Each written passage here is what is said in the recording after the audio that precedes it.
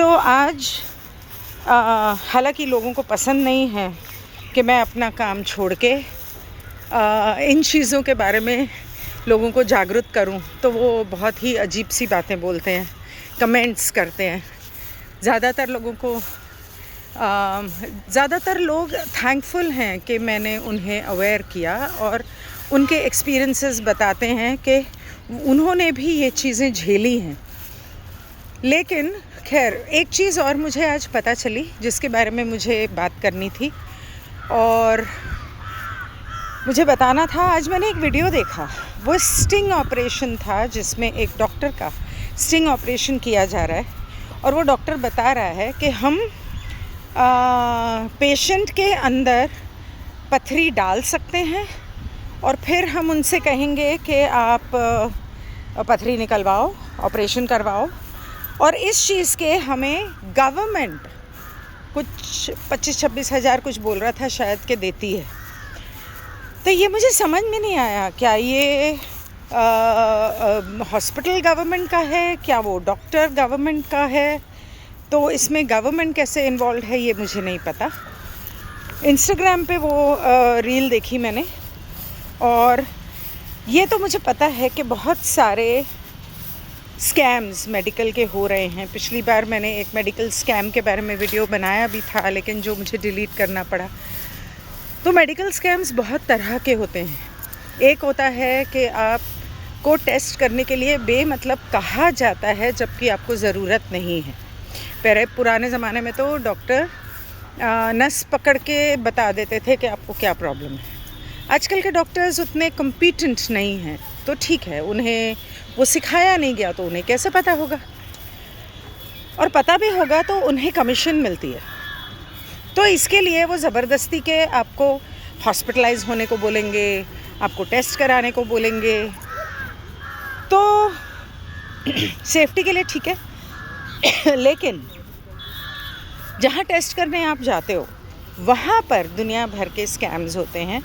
वहाँ पर आपको झूठी रिपोर्ट्स बना के दी जाती हैं। ये तो 2020 में जो बीमारी फैलाई गई थी या जिसका डर फैलाया गया था, उस दौरान भी हमें पता चला था। ओह हाँ, और बाय द वे बहुत सारे लोग बोलते हैं कि मुझे नहीं पता कि मैं क्या बोल रही हूँ, मैं क्या बोला था, कॉन्स्पिरेसी थियरिस्ट हूँ, लेकिन मुझे फैक्ट्स नहीं पता हैं। मैं उन लोगों की जानकारी के लिए बता दूँ कि 2020 से मैंने बहुत सारी कॉन्स्पिरेसीज़ का खुलासा किया है, घंटों के वीडियोस बनाए हैं, डॉक्टर्स के इंटरव्यूज़ लिए हैं, उनसे बातचीत की है, और मुझे डाइटिशियंस के लिए हैं, नेचुरोपैथ्स के लिए हैं, कॉन्स्पिरेसी थियरिस्ट्स के साथ मैं वीडियोस कर चुकी हूँ। ये सारे मेरे वीडियोस जो हैं वो मेरे यूट्यूब अकाउंट सत्यवचन एक खोज पर हैं। डॉक्टर्स के साथ बहुत सारे वीडियोस मेरे गिनी अनेजा चैनल पर भी हैं। ये दोनों चैनल मेरे यूट्यूब के हैं। इसके अलावा बहुत सारे कॉन्स्पिरेसीज़ के लिए मैंने एक इंस्टाग्राम अलग से बनाया था। वैसे वो मेरा पर्सनल अकाउंट था, लेकिन जब 2020 से कॉन्स्पिरेसीज़ होने लगी और पता चला, तो उसके ऊपर बहुत सारी कॉन्स्पिरेसीज़ का खुलासा मैं करती रही हूँ। बहुत सारे वीडियोस रील्स हो गए थे जो मैंने ज़्यादातर डिलीट कर दिए, लेकिन अभी कुछ और मैंने कुछ समय से दोबारा उसमें डालने शुरू किए हैं, और वो इंस्टा अकाउंट का नाम है Ginni Aneja 2। Now moving forward, medical scams में जब आप ब्लड टेस्ट के लिए ब्लड देते हैं तो अव्वल तो ये कि आपके ब्लड टेस्ट के लिए सिर्फ एक बूंद की ज़रूरत है, फिर भी आपसे 4-5 वायल्स ब्लड लिया जाता है, आपके बच्चों का लिया जाता है। ये बेसिकली आपका डीएनए इकट्ठा कर रहे हैं, और समय समय पर आपको क्यों कहा जाता है कि आपको हर साल में एक बार 6 महीने में कम से कम आपको ब्लड टेस्ट कराने। इसलिए नहीं कि उन्हें आपकी चिंता है या आपके हेल्थ की चिंता है, बल्कि इसलिए ताकि उन्हें पता चलता रहे, कबाल को, एलीट्स को, वर्ल्ड पावर्स को पता चलता रहे कि आप हेल्थ वाइज किस फेज़ में हैं और आप उनके कितने काम आ सकते हैं। एक और स्कैम है गैल ब्लैडर स्टोन्स का। गैल ब्लैडर स्टोन्स के लिए आपको ऑपरेशन करने के लिए कहा जाता है, लेकिन ये निकाले जा सकते हैं। अब जाके डॉक्टर्स ने बोलना शुरू किया है कि हाँ अरे ये तो लेज़र से निकल सकता है। ये पहले भी निकल सकता था और उसके लिए लेज़र की भी ज़रूरत नहीं। अगर किसी को है तो आप मुझे मैसेज करें, मैं आपको बता दूँगी। दूसरा, जब आप ब्लड टेस्ट करते हैं तो 10-15 लोगों का ब्लड मिला के उसका एक साथ में टेस्ट होता है और फिर उसका वो क्या कहते हैं मिला जुला एवरेज निकाल के आपको बताया जाता है।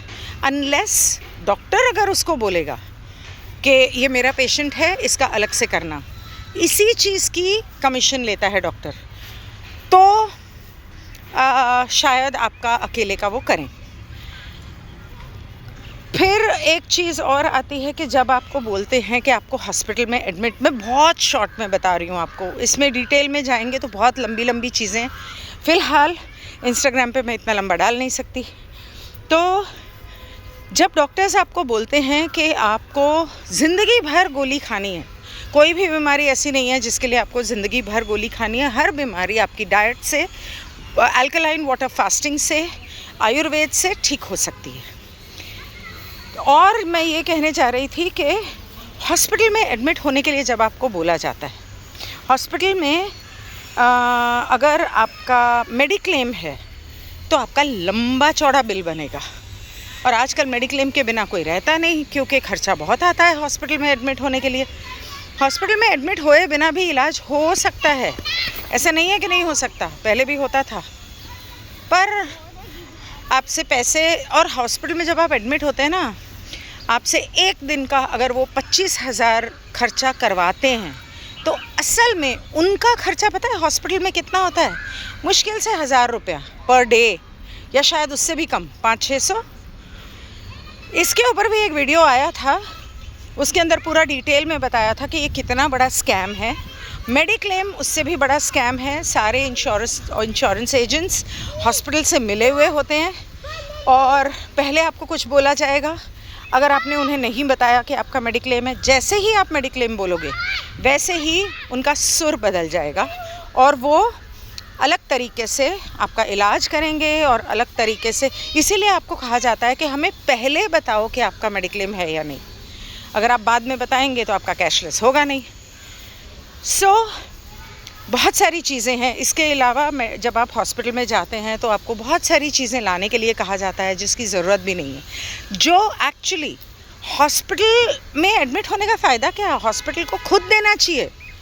ग्लव्स हैं, ग्लूकोज है, मेडिसिन्स हैं, इंजेक्शंस हैं, सैनिटाइज़र तो पहले इस्तेमाल नहीं होता था, अब होने लगा है, but that's very dangerous because वो अल्कोहल बेस्ड होता है।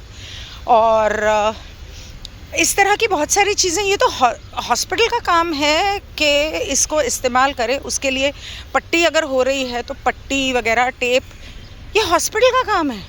लेकिन आजकल वो आपसे पैसे लेने लग गए हैं एक एक चीज़ के। तो फिर हॉस्पिटल में एडमिट क्यों हो रहे हो? घर में नर्स रख लो, डॉक्टर को घर बुला लो, फैमिली डॉक्टर को। आई मीन बहुत सस्ता पड़ता है। घर में नर्स रखना ज़्यादा सस्ता पड़ता है, डॉक्टर को घर बुलाना ज़्यादा सस्ता पड़ता है हॉस्पिटल में एडमिट होने के बजाय।